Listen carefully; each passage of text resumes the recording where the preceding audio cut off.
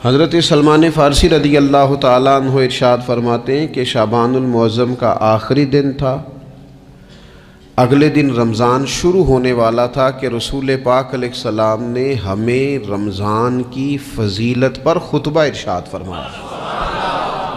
آپ اس بات کو غور سے سمجھیے کہ ایسا مہمان جس کے آنے سے پہلے اس کی فضیلت بیان کی جا رہی ہے، اور فضیلت کون بیان کر رہا ہے؟ امام الانبیاء صلی اللہ تعالیٰ علیہ وسلم۔ یہ صرف ہمارے دلوں کے اندر، امت کے دلوں کے اندر اس ماہ مقدس کی فضیلت کو اور اس کی عظمت کو بٹھانے کے لیے کہ پوری طرح تم اپنے ذہن میں اور اپنے دل میں ایک بات بٹھاؤ کہ ایک عظمتوں والا مہینہ تم پر سایہ فگن ہونے والا ہے، عظمتوں والا۔ حضور نے ایک دن قبل اس کی فضیلت بیان۔ ہمارے ہاں یہ ہوتا ہے کہ ہم کسی چیز کی اہمیت کو لیتے ہیں لیکن سمجھتے ہیں کہ یہ کوئی روٹین ورک ہے، یعنی نارملی ہر سال رمضان شریف آتا ہے، اپنے وقت کے حساب سے چاند بدلتا ہے اور اپنے وقت پر رمضان شریف آ جاتا ہے۔ ہم سمجھتے ہیں کہ مطلب روٹین کا ایک معاملہ ہے، ایک روٹین کی چیز ہے۔ لیکن اگر آپ اس کو اس نظر سے دیکھیں گے نا کہ اس مہینے کے آنے سے پہلے، یعنی ابھی ایک دن بعد آنا ہے رمضان کو، اور آنے سے پہلے حضرت سلمان فارسی فرماتے ہیں کہ نبی پاک نے ہمیں باقاعدہ بلا کے خطبہ دے کے رمضان کی عظمت ہمارے دلوں میں بٹھائی، یعنی فکری طور پر اور ذہنی طور پر امت کو تیار کیا۔ فرمایا تم پر ایک ایسا مہینہ سایہ فگن ہونے والا ہے جو مبارک ہے تمہارے لیے، باعث برکت ہے تمہارے لیے۔ تم اپنے آپ کو ذہنی طور پر تیار کرو کہ ایک ماہ نور تمہارے قریب آ رہا ہے۔ جو رمضان، اسلامی عبادات جتنی بھی ہیں نا، وہ مخصوص پوجا پاٹ نہیں۔ اسلامی عبادات میں سے کوئی عبادت بھی ایسی نہیں جس کا مقصد ہی ہو کہ آپ نے اتنے وقت سے لے کر اتنے وقت تک فلاں عمل کرنا ہے۔ جتنی بھی عبادات ہیں اسلامی، وہ اپنے دامن میں کوئی نتیجہ رکھتی ہیں، کوئی رزلٹ رکھتی ہیں، اس کے ثمرات انسانی زندگی پر مرتب ہوتے ہیں۔ انسان کو تزکیہ نصیب ہوتا ہے، اس کے باطن کو صفائی نصیب ہوتی ہے، اسے خیر کرنے کا موقع ملتا ہے، تربیت کے بہت سارے مواقع اس میں پائے جاتے ہیں، بہت سارے اسرار و رموز کے ساتھ اسلامی عبادات ہیں۔ یہ جو رمضان المبارک ہے نا، یہ جو روزہ ہے، یہ روزہ اپنے دامن کے اندر تربیت رکھتا ہے، تربیت۔ یا ایھا الذین آمنوا کتب علیکم الصیام کما کتب علی الذین من قبلکم لعلکم تتقون۔ اے ایمان والو، تم پر روزے فرض کیے گئے جیسا کہ تم سے پہلے لوگوں پر بھی فرض کیے گئے تھے تاکہ تم تقوی اختیار کرو۔ روزہ تمہیں پرہیزگار بنائے گا، تمہارے اندر سے جو نفسانی چیزیں ہوں گی انہیں نکالے گا، اور اللہ تبارک و تعالیٰ کی طرف تمہارے دل کا رجحان ہوگا، تمہاری روح کا رجحان ہوگا، تمہیں تزکیہ دے گا۔ روزہ انسان کی تربیت کرتا ہے، انسان کو روزہ ذہنی طور پر تیار کرتا ہے کہ اللہ کے حکم کے مطابق کھانا ہے، اللہ کے حکم کے مطابق پینا ہے۔ سب سے بڑا مسئلہ اس دور کا رزق کے حلال کا حصول ہے اور حرام سے اجتناب ہے۔ تو روزہ ہمیں یہ سبق پڑھاتا ہے کہ ہم وہی کھائیں گے اور اسی وقت کھائیں گے جو کھانے کا ہمیں ہمارے رب نے حکم ارشاد فرمایا ہے، اور جس سے اللہ رسول منع کر دیں گے جتنی مرضی چمک دمک اپنے دامن میں رکھے، جتنی مرضی، لیکن ہم وہی لیں گے جو ہمارے لیے جائز ہے۔ آپ غور فرمائیے، روزہ لعلکم تتقون، روزہ تمہیں پرہیزگار کرتا ہے۔ بہت سارے لوگ ایک بات کرتے ہیں کہ عادتیں نہیں بدلی جاتی، یار کوشش کرتا ہوں لیکن میری عادت نہیں تبدیل ہوتی۔ میں آپ کو ایک رائے دینے لگا ہوں، مشورہ دینے لگا ہوں، میں آپ سے یہ عرض کرنے لگا ہوں کہ موقع آیا ہے رمضان شریف کا۔ رمضان میں نا بندہ روٹین میں اپنی عادتیں بدلتا ہے۔ کسی کو سویرے 7 بجے کھانے کی عادت ہے، کسی کو 9 بجے کھانے کی عادت ہے، کوئی صبح ناشتہ نہیں کرتا، دوپہر میں ہی کھاتا ہے۔ لیکن رمضان آیا تو عادت بدل گئی۔ 7 بجے والا بھی نہیں کھا رہا، 9 بجے والا بھی نہیں کھا رہا، دوپہر والا بھی نہیں کھا رہا، سارے سحری میں کھا رہے ہیں۔ عادت بدل گئی، بالکل طبیعت بدل گئی، روٹین چینج ہو گئی۔ کوئی اٹھ رہا تھا صبح فجر میں اللہ کی توفیق سے، اللہ تعالیٰ معاف فرمائے، تو کچھ ایسے بھی تھے جو 9-10 بجے اٹھ رہے تھے، کچھ الحمدللہ فجر پڑھ کے چلو کسی وجہ سے پھر سو گئے، 10-11 بجے اٹھ رہے تھے، روٹین بدلی ہوئی تھی۔ رمضان آیا تو بدل گئی، سارے سحری میں اٹھ رہے ہیں، تہجد کے وقت سب کی آنکھ کھل رہی ہے، بالکل روٹین بدل گئی، حالات بدل گئے، معاملات تبدیل ہو گئے، اوقات تبدیل ہو گئے، دفاتر کے ٹائم تبدیل ہوئے، اسکولوں کے نظام تبدیل ہوئے، مدارس کے اوقات تبدیل ہوئے، ہر چیز کے اندر تبدیلی آئی۔ معنی کیا ہے کہ اللہ نے تمہیں موقع دیا ہے کہ عادتیں بدلی جا سکتی ہیں، اپنے آپ کو تبدیل کیا جا سکتا ہے، لائف سٹائل کو چینج کیا جا سکتا ہے، یہ موقع آیا ہے۔ ایک مہینہ ہے پورا، 2-3 دن 4 دن آپ کی روٹین بگڑ جائے نا سونے کی، یعنی روٹین سے ہٹ کے آپ سونا جاگنا شروع کر دیں تو پھر وہی روٹین بن جاتی ہے، پھر اسی ترتیب سے انسان سارے کام کرتا ہے۔ تو رمضان میں روٹین چینج ہوگی، سارے تہجد میں اور سحری میں اٹھیں گے، تو اللہ کرے نا یہ روٹین قائم رہے۔ رمضان میں تو اٹھتے تھے سحری کرنے کے لیے، تو اللہ کرے روٹین بن جائے اور سارا سال اٹھیں تہجد کی نماز ادا کرنے کے لیے، اللہ کرے روٹین بن جائے، چیزیں تبدیل ہو جائیں۔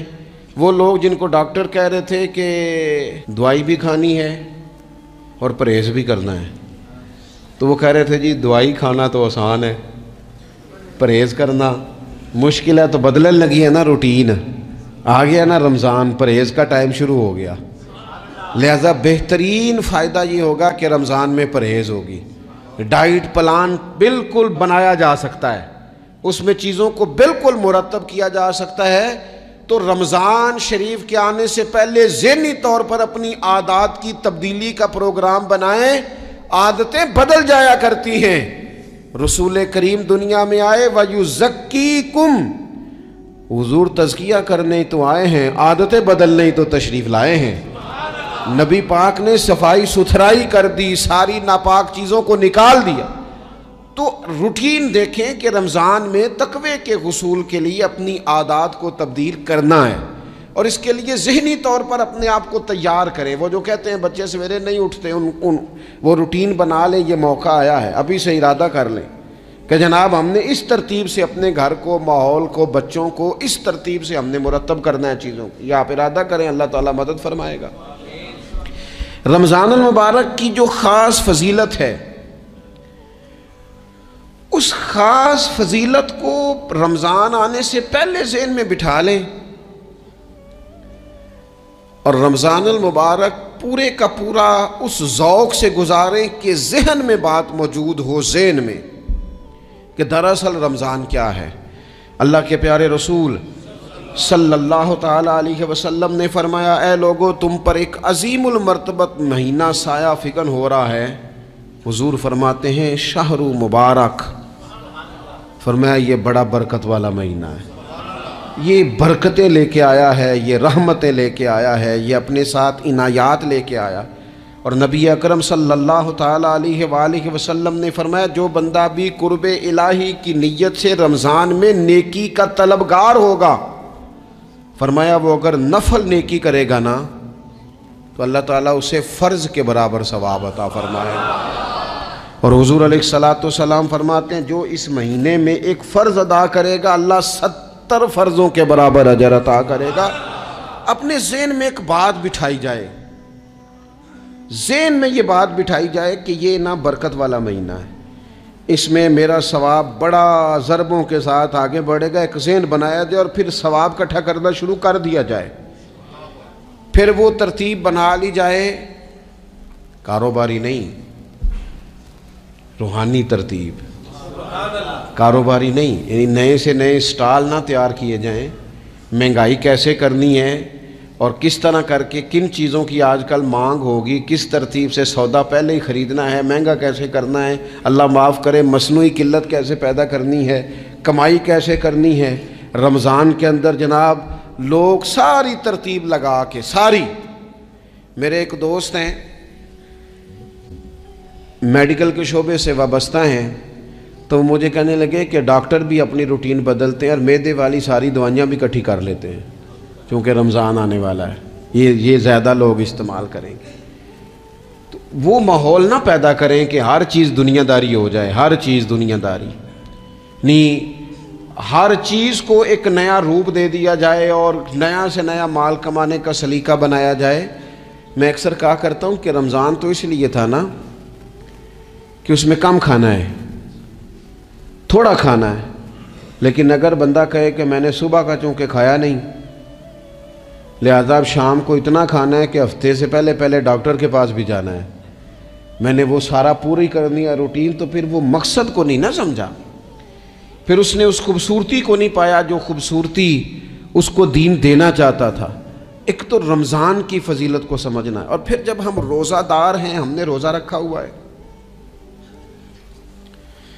تو نبی پاک علیہ السلام نے خود اس مفہوم کو کھول کے بیان کیا، فرمایا جس بندے نے جھوٹ نہیں چھوڑا، گناہ نہیں چھوڑا، گویا غیبت نہیں چھوڑی، بدی نہیں چھوڑی، تو اللہ کے محبوب علیہ السلام فرماتے ہیں پھر اللہ تعالیٰ کو اس کے بھوکا پیاسا رہنے کی تو کوئی ضرورت نہیں، کیونکہ لعلکم تتقون، تقوی اختیار کرنا تو روزے کا مقصد تھا، اور اگر اس نے وہ بات کو سمجھا ہی نہیں، استاد کے لیے صرف استاد ہو جانا ہی ضروری نہیں، اس کو پھر اپنے منصب کا لحاظ کرنا بھی ضروری ہے کہ میں استاد ہوں۔ والد کا صرف والد ہو جانا ہی کمال نہیں، اس کو پھر اس منصب کے تقاضوں کو بھی سمجھنا چاہیے کہ اب میں ایک باپ ہوں، اب میں روٹین میں وہ آزاد نہیں ہوں کہ جہاں میرا جی چاہے گا جاؤں گا، جہاں میری طبیعت چاہے گی میں کھاؤں گا، جہاں میرا دل کرے گا میں وہ کام کروں گا۔ اب آپ سرپرست ہیں، سربراہ ہیں۔ انسان دیکھیں نا، ایک شخص ہے وہ عالم ہے، علم پڑھ لینا صرف کمال نہیں، وہ اپنے منصب کو بھی تو سمجھے نا، اس منصب کے وقار کو، اس کے لحاظ کو بھی تو سمجھے نا۔ ایک آدمی اگر عمر رسیدہ ہے، بڑا ہے، بزرگ ہے، اور وہ چاہتا ہے کہ میری بزرگی کی وجہ سے میرا اکرام کیا جائے، تو اسے اپنے منصب کا بھی لحاظ کرنا پڑے گا۔ اس کو حضرت سعدی فرمایا کرتے تھے میں نے 18 سال کے بزرگ دیکھے اور میں نے 75 سال کے بچے دیکھے۔ حضور کیا مطلب؟ فرمانے لگے عمر ہو گئی لیکن اپنے منصب کا خیال نہ کیا، عادات بچوں والی رہی۔ اور فرماتے میں نے ایسے لوگ دیکھے جن کو شروع وقت میں ہی اللہ والوں کی صحبت نصیب آئی، تو وہ جو بزرگی ہے وہ پھر عمر کی وجہ سے نہیں ملی، وہ اللہ نے علم اور عمل کی وجہ سے عطا فرما دی۔ تو اپنے منصب کا لحاظ کرنا کہ میرا یہ منصب ہے۔ اسی طرح جب ہم نے روزہ رکھا ہوا ہوگا نا تو پھر ہم نے اس منصب کا بھی لحاظ کرنا ہے کہ میں روزے دار ہوں، پھر خالی بھوکے پیاسا نہیں رہنا۔ رسول پاک صلی اللہ تعالی علیہ وآلہ وسلم نے پتہ ہے روزے دار کی فضیلت کیا بیان فرمائی؟ اللہ کے محبوب صلی اللہ تعالی علیہ وسلم فرماتے ہیں کہ رب فرماتا ہے ابن آدم کا ہر عمل اس کے لیے ہے، روزہ میرے لیے، اور فرمایا میں خود جزا دوں گا روزے کی، میں خود جزا دوں گا روزے کی۔ اور حضور فرماتے ہیں روزہ ڈھال ہے، جو شخص روزہ دار ہو وہ بےہودگی سے، فحش گوئی سے اجتناب کرے۔ اور اللہ کے محبوب صلی اللہ تعالی علیہ وسلم فرماتے ہیں اگر کوئی شخص اسے گالی دے، اگر کوئی شخص اس سے جھگڑا کرنا چاہے تو پتہ کیا جواب دے؟ اسے کہے بھئی میں روزے دار ہوں، میرے منصب کا تقاضا نہیں کہ میں تیرے ساتھ الجھوں۔ اور رسول پاک صلی اللہ علیہ وسلم فرمانے لگے اوہو اتنی بڑی بات۔ حضور فرمانے لگے، یہ صحیح مسلم کے لفظ ہیں، کریم محبوب فرمانے لگے مجھے اس رب کی عزت کی قسم جس کے قبضے میں محمد عربی صلی اللہ علیہ وسلم کی جان ہے، حضور فرماتے ہیں روزہ دار کے منہ کی خوشبو اللہ تعالیٰ کے نزدیک قیامت کے دن مشک کی خوشبو سے بھی زیادہ وقت والی ہوگی۔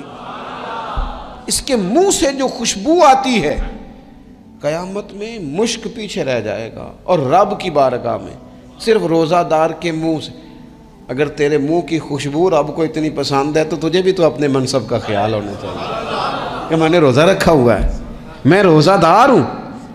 اور میرے نبی پاک علیہ السلام کے یہ دو لفظ ہیں نا، وہ صوفیاء ہیں نا، اللہ کے نیک بندے جو ساری زندگی تڑپتے رہے کہ کبھی اے حقیقت منتظر نظر آنا لباس مجاز میں، کبھی مالک ایک دفعہ کبھی تیرا جلوہ ملے، کبھی اے حقیقت منتظر نظر آنا لباس مجاز میں، لاکھوں سجدے تڑپ رہے ہیں میری جبین نیاز میں، اور جو ساری زندگی کہتے رہے کہ ہم تو عمر دراز مانگ کے لائے تھے 4 دن، 2 آرزو میں کٹ گئے، 2 انتظار میں، کہ دیکھو انہیں انعام ملنے لگا ہے۔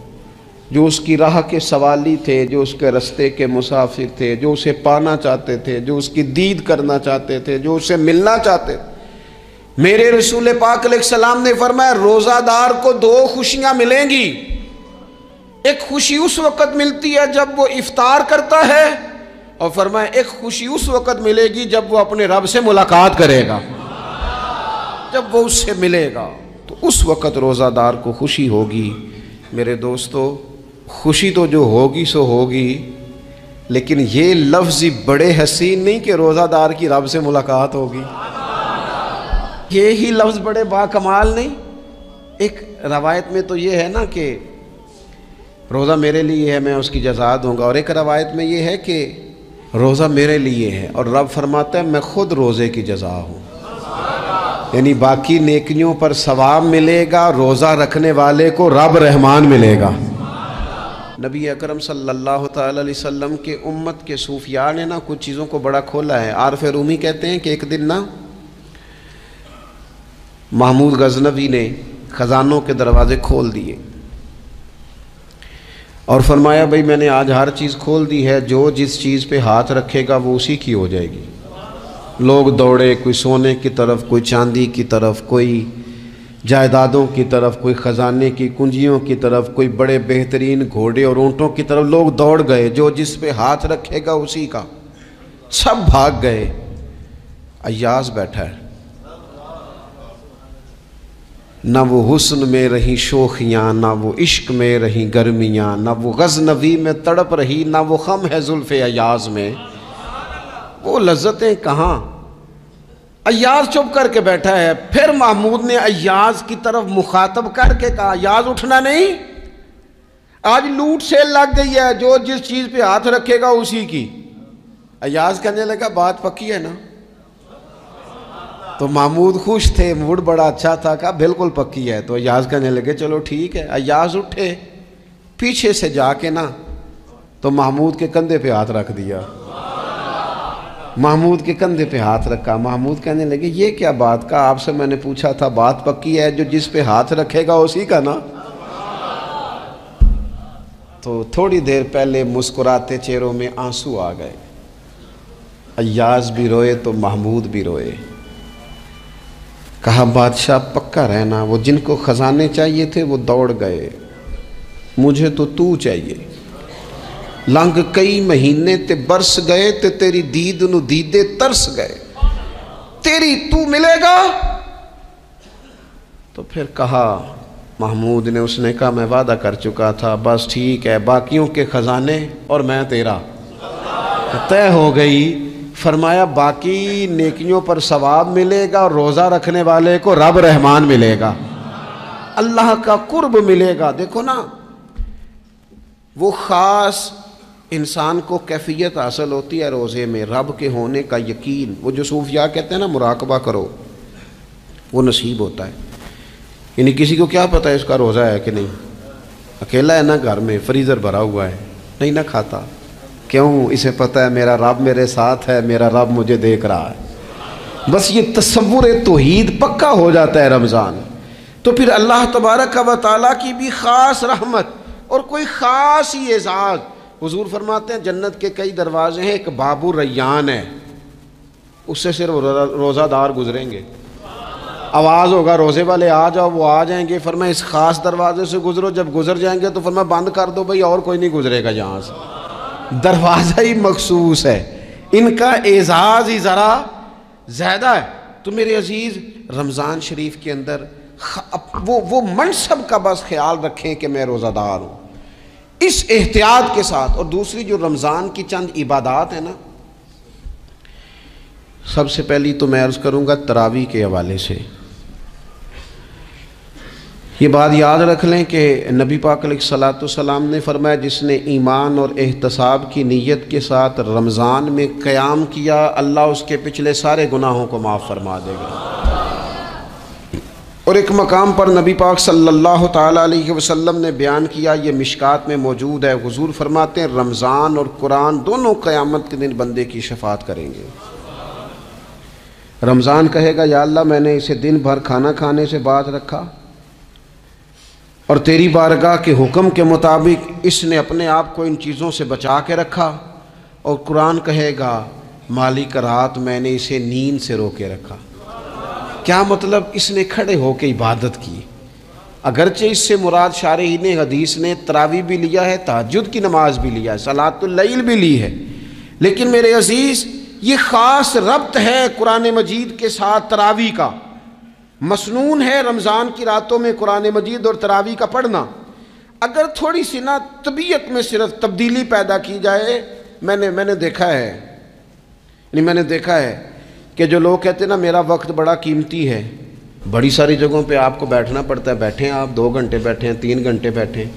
میں نے دیکھا ہے لوگ جاتے ہیں کسی دفتر میں تو رات کو ہی چلے جاتے ہیں اس علاقے میں، کھڑے ہیں، پاسپورٹ کے دفتر کھڑے ہیں، شناختی کارڈ کے دفتر کھڑے ہیں، امیگریشن کی لائنوں میں کھڑے ہیں۔ کچھ ذہن تو بنائیں کہ میں نے رات کھڑے رہنا ہے اور اپنے رب کی عبادت کرنی ہے۔ تراویح کو ذرا ذوق سے آپ اگر تھوڑا ارادہ کر لیں گے نا، یعنی کوئی ایسا مشکل کام نہیں۔ میری تو رائے یہ ہے کہ پہلے 3-4 دن ذرا جم کے ذہن بنائیں اور تھوڑا سا نا روٹین کو بدلنے کی کوشش نہ کریں۔ جس امام صاحب کے پیچھے تراویح شروع کریں، کوشش کریں ساری وہیں پڑھیں۔ روٹین بدلنے سے بھی سستی آتی ہے، ایک دن یہاں گئے 2 دن وہاں گئے، تو یہ روٹین بدلنے سے بھی بعض اوقات سستی آتی ہے۔ کوشش کریں ایک جگہ پہ قرآن شریف سننا شروع کریں اور پھر پورا قرآن مجید وہیں پہ سنیں۔